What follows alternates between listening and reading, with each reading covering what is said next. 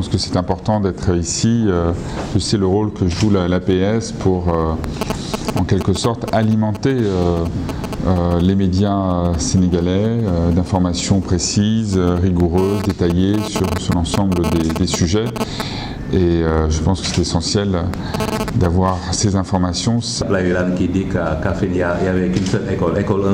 une des garanties de l'état de droit et de la qualité du débat et de la qualité aussi des médias. Donc l'APS joue assurément un rôle de pilier et je suis très heureux d'être reçu ici, comme je suis reçu aussi par la Maison de la Presse dont j'ai rencontré l'administrateur tout à l'heure. Je crois qu'il faut s'adapter d'abord au monde d'aujourd'hui. C'est un monde globalisé, donc c'est un monde dans lequel il n'y a pas de chasse gardée, il n'y a pas de terrain acquis, et il faut donc être compétitif et il faut aussi être à l'écoute. Donc à l'écoute des besoins du Sénégal, compétitif, c'est-à-dire qu'il n'y a pas de raison de choisir une entreprise française par rapport à une entreprise d'une autre nationalité, sauf si cette entreprise propose effectivement de meilleurs produits ou une meilleure connaissance du terrain ou est jugée plus fiable sur la longue durée. Donc une coopération qui se fonde d'abord sur l'Agence française de développement, ce qui est un instrument essentiel. Il faut quand même avoir en tête que c'est près d'1,5 milliard d'euros qui ont été consacrés par l'Agence française de développement sur une période de plus de 10 ans.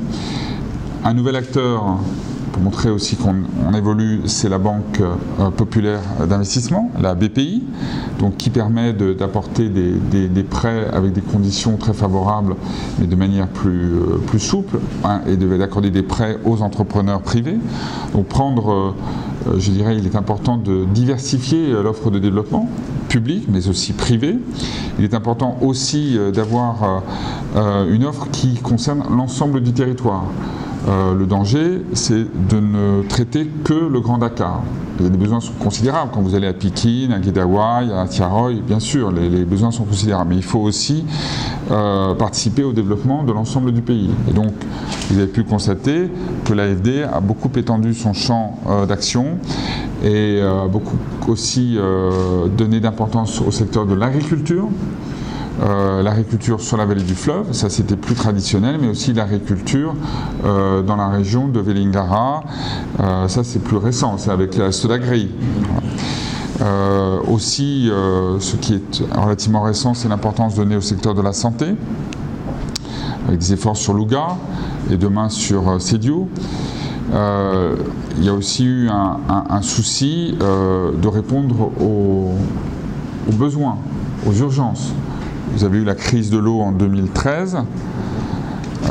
Suite à cette crise, donc il y a un effort particulier qui a été fait pour rendre plus fiable et augmenter considérablement les volumes d'eau avec ce qu'on appelle le Cœur Momarsar 3, donc un projet de grande envergure avec un financement de l'AFD. Mais nous sommes dans un monde globalisé, comme je le disais, et il faut aussi avoir en tête que la plupart du temps, en fait, nos actions sont des actions qui se mènent en coopération avec d'autres. Des actions entre l'AFD et l'Union européenne, l'AFD, l'Union européenne, mais par exemple la Banque africaine de développement ou la Banque islamique de développement. Donc la plupart du temps, nous essayons de mener une action collaborative, coopérative, pour renforcer aussi les moyens. Vos besoins sont considérables, on le sait, et par ailleurs, dans un pays avec un taux de croissance comme le vôtre, 6 à 7%, il faut sans cesse construire, sans cesse être en avance pour anticiper la demande. Et de ce point de vue-là, je trouve que les projets qui sont menés, là je reviens sur le Grand Dakar, ces projets qui sont menés, que ce soit sur la ville nouvelle de Diamniadio, que ce soit le TER, que ce soit le nouvel aéroport, je pense vont complètement changer cette région du pays, vont changer aussi le Sénégal. Oui, c'est ouvert. Je vais vous répondre très simplement. Oui, bien sûr, on pourrait faire mieux. Aujourd'hui, la difficulté, c'est les capacités des universités françaises à accueillir des étudiants sénégalais. Et j'allais dire à accueillir des étudiants tout court, puisque vous êtes peut-être au courant, mais l'année dernière, il a fallu recourir au tirage au sort pour accueillir des étudiants français dans certaines facultés. Donc il y a un problème de capacité. Voilà. Néanmoins, quand je suis arrivé ici au Sénégal, le nombre de visas étudiants était de 2500. 2500. J'ai indiqué il y a quelques jours que nous avions pu, l'année qui vient de se terminer, c'est-à-dire en septembre 2017, donc pour l'année qui va commencer, l'année scolaire qui commence, eh bien nous avions pu délivrer 3500 visas étudiants. Donc nous sommes passés de 2500 à 3500 en une année, ce qui est évidemment toujours insuffisant, mais par rapport à la situation que nous connaissions précédemment, cela représente un effort considérable. Mon objectif à terme, c'est que nous puissions délivrer jusqu'à 5000 visas étudiants en 2019. C'est nécessaire parce que votre population d'étudiants va exploser compte tenu des progrès de la scolarité. Et donc il y a un besoin d'accompagner évidemment ces étudiants. D'autre part, l'idée n'est pas simplement de donner des visas aux étudiants, c'est aussi, si on reste sur le terrain des visas, c'est à leur retour au Sénégal, parce que nous souhaitons qu'ils participent au développement du Sénégal, donc qu'ils puissent apporter leur savoir au Sénégal, et bien à leur retour, pour ne pas couper la relation avec la France, nous leur donnerons, ça c'est une mesure qui vient d'être décidée lors du séminaire intergouvernemental, eh bien nous leur donnerons des visas de circulation qui seront d'une durée aussi longue que la durée de leur passeport et qui leur permettra tous les 6 mois de passer 3 mois en France. Donc voilà une deuxième mesure, je pense, qui est significative. Mais encore une fois, on peut toujours mieux faire, mais le problème aujourd'hui, c'est vraiment la capacité des universités françaises. Et c'est pour cela qu'il y a une troisième voie, je dirais, qui est de faciliter l'installation d'établissements ici au Sénégal. C'est un effort que j'ai mené avec le CNAM, le Conservatoire national des arts et des métiers. Vous vous rappelez, le président Macky Sall a été fait honoris causa du CNAM en décembre 2016. Nous menons aussi la même action avec l'Institut Mines Télécom pour que ces établissements puissent former ici au Sénégal des étudiants. C'est le 3e séminaire intergouvernemental, c'est le 3e. Donc il y en a eu un en 2015, c'était en France. En 2016, c'était avec Manuel Valls. Et cette fois-ci en 2017 avec Édouard Philippe.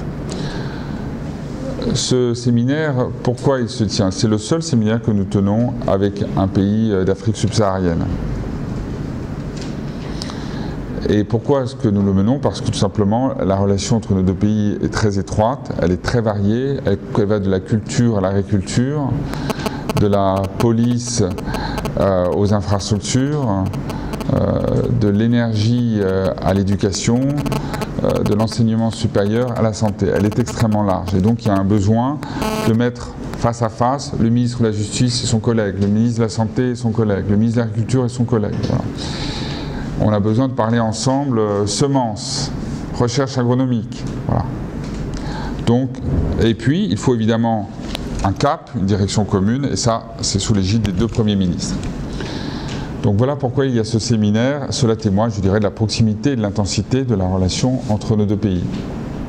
S'agissant du pétrole et du gaz, et je m'en réjouis que le Sénégal ait fait ses découvertes, comme vous le savez, les principaux partenaires du Sénégal dans ce domaine sont une compagnie britannique, British Petroleum, une compagnie écossaise, une compagnie américaine et une compagnie australienne. Voilà les acteurs principaux dans le domaine du pétrole et du gaz. Donc vous voyez, ce n'est pas vraiment directement relié à la France, sauf erreur. S'agissant de Total, son application est beaucoup plus récente, puisqu'elle date de décembre 2016, et qu'elle se manifeste non pas sur le terrain de la production, parce que produire, quand les découvertes ont été faites, normalement il y a 0 risque, vous investissez et vous développez les moyens de production. Voilà. Total, lui, a choisi quelque chose de plus risqué, de beaucoup plus incertain, qui est l'exploration, et qui est évidemment une action sur la longue durée. je me réjouis que Total ait fait ce choix, puisque Total est aux côtés du Sénégal depuis fort longtemps, que ce soit au sein de la raffinerie SAR ou que ce soit par son réseau de distribution, les pompes à essence. Voilà, mais comme vous le voyez, donc si vous regardez la chronologie, il n'y a pas de lien entre l'un et l'autre.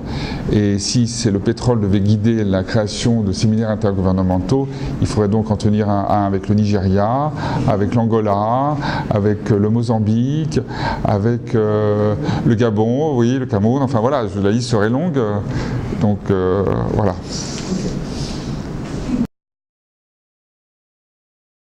Ici, le Sénégal, vous savez, le Sénégal a beaucoup d'avantages et a beaucoup de facteurs positifs. La démocratie, bien sûr, c'est une démocratie ancienne. La stabilité, l'absence de conflits avec vos voisins, de conflits intérieurs. La sécurité, l'absence d'attentats. Dans un environnement qui est un environnement compliqué, difficile, assurément le Sénégal, ne serait-ce que par ces trois traits, la stabilité, la démocratie et la sécurité, se distingue.